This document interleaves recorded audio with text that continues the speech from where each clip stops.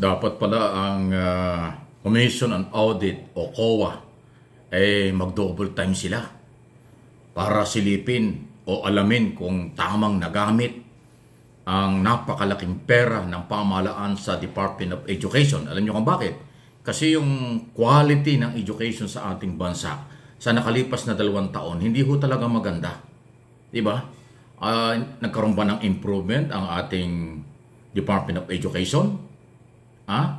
Naging maganda ba ang performance ng ating mga bata, especially sa international?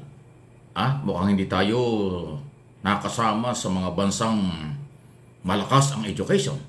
Pero alam naman natin, pinakamalaki ang budget ng DepEd taon-taon.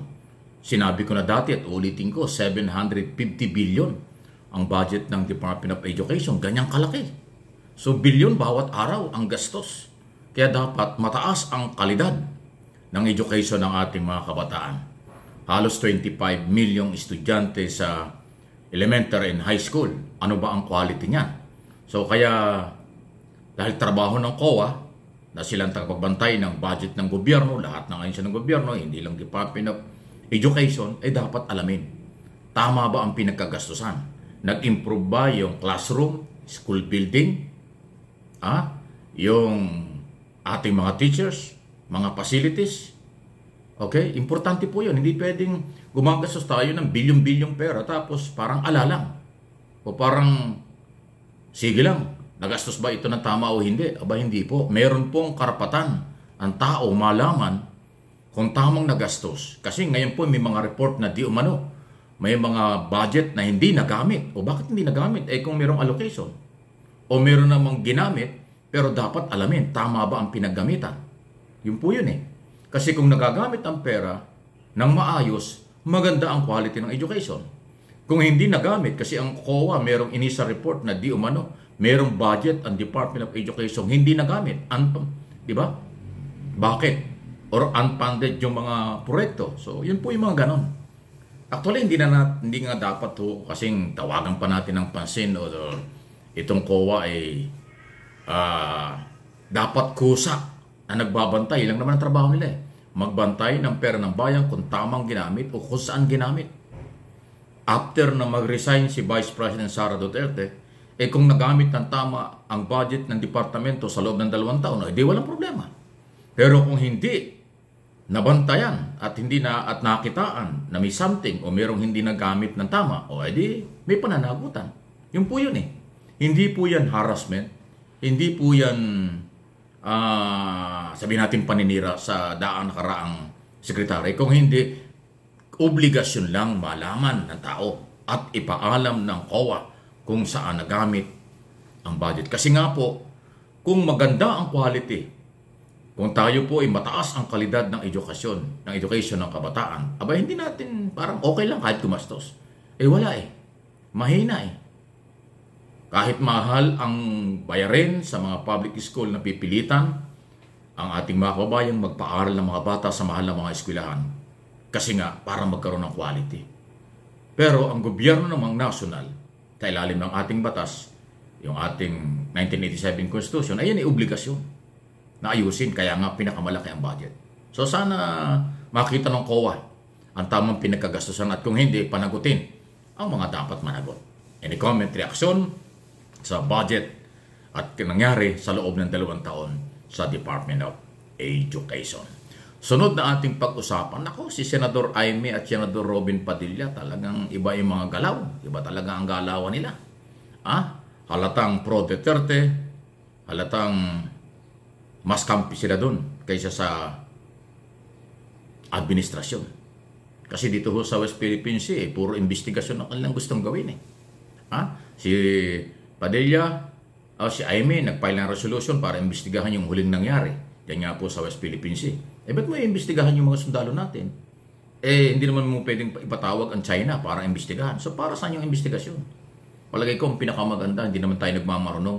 Mag-file na lang sila at aproban nila ang resolution to support Philippine military, to support administration ni Pangulong Marcos sa kanyang ginagawa. Mas katanggap-tanggap. Pero yung resolution and aid of legislation, iimbestigahan, baka publicity lang ito. Sino iimbestigahan nyo? Yung naputunan ng galamay, ng daliri? O yun ang kasalanan nun? Eh tayo nga ang hinaras dyan, hindi naman tayo ang nangharas. Palagay ko, for publicity lang ito. Si Robin Padilla naman, gusto mag-imbestiga tungkol dun sa paghuli o pag-operasyon ng PNP tungkol dun sa warrant of arrest ni Kibuloy at kanyang kasamahan. O di ba? Kita nyo? Ano yung mga investigasyon yan? Talaga ba in aid of legislation lang o kampihan lang? O gusto lang ninyong for publicity? Tungkol sa isang ito. Ay alam nyo, pera ng bayan ang ginagastos sa public hearing. Ilaw, water, transportation, lahat ng gastos yan, pagkain sa hearing, pera ng bayan. Diba? Eh bakit iimbestigahan ng pulis na nagpatupad ng warrant of arrest? Bakit iimbestigahan yung military na ipinagtanggol lang yung West Philippine Sea? Anong klaseng investigasyon yan? Meron bang batas na kailangan gawin? O again, publicity lang? Or makasakay lang sa isyong pinag-uusapan? Ganun ba yan? Wow! Any comment, reaction sa bagay na ito, malaya po kayo. Sunod na pag-usapan natin ito. Next week, July na. Alam niyo itong buwan ng July, dalawang issue ang ating binabantayan dito. Una, yung sinasabi ni dating Senador Trillanes na June or July, baka magkaroon ng warrant of arrest ang ICC laban kay dating Pangulong Duterte at iba pa. Yun yung ICC, yung di umano extra judicial killing. June or July yan sinasabi ni Trillanes. So kaya, next week, July na, aabangan natin. Although may mga report ngayon, baka daw nandito na. So, hindi ho malinaw kung ano. Kasi ho, unpublished o walang anumang statement ang ICC kung ano ang kailang ginagawa. Maaaring tapos na sila o hindi pa, hindi natin alam. Pero ang ating binabantayan ay sinabi ni dating Senador Trillanes bilang complainant before ICC sa kasong yan na by July, posible na mayroong warrant of arrest. Yan ang isa sa ating inaabangan. Pangalawa, kung yung mapapansin yung mga anti-Marcos o yung mga DDS, di ba? Laging sinasabi nila, after June 30, tapos na yung 2 years. Nakadalawang taon na si Pangulong Marcos. At sa kanilang paniniwala, after 2 years daw ang ating Pangulo, kung ito ay mapapalitan at ipapalit ay Vice President, pwede pang mag-re-electionist.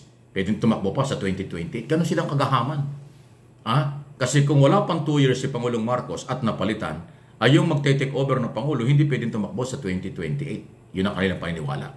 Kaya ang kanilang banta, after 2 years ng Pangulong Marcos, itutuloy nila yung pagpapabagsak ng gobyerno, parang ganon, pagpapalit ng gobyerno. Para kung sinong uupong Pangulo, siyempre Vice President, pagdating ng 2028, pwede pang kumandidato katulad ng ginawa ni Gloria Macapagal Arroyo. Mahigit na 2 taon, si ERAP noon. So after matanggal si ERAP, tinapos ni Gloria Macapagal Arroyo yung term na ERAP, tapos tumakbo ulit siya, re-electionist noong 2004. Yung Hello Garcia, di ba? Nanalo. Yun ang inyata ang kanilang plano. Kita mo, napakadilim, makasariling galawan. Akala ko pa naman yung sinasabi ng after June o mula July, magbabago na sila, susuporta sa gobyerno. Hindi pala Gusto pa nilang palakasin ang kanilang kampanya para mapalitan si Pangulong Marcos at italaga nila ang gusto nila maging Pangulo para tuloy-tuloy. Hindi lang yung natitirang panahon na malabo namang mangyari. Tapos, another 6 years pagdating ng 2028. Nakita nyo? Anong klaseng mga ideya yan? Hindi yan makakadagdag sa hapagkainan ng mga Pilipino. Hindi yan magpapalakas ng national security at external security. Hindi rin yan magpapalakas ng foreign policy. Makasarili na policy. Makasarili na programa nila. Bahala na po kayo kung ano inyong masasabi dyan. Basta ako, babantayan ko sila. At ipaparating ko sa inyo ang kailang mga plano at ginagawa. Para sa bayan, dapat malaman ang katotohanan.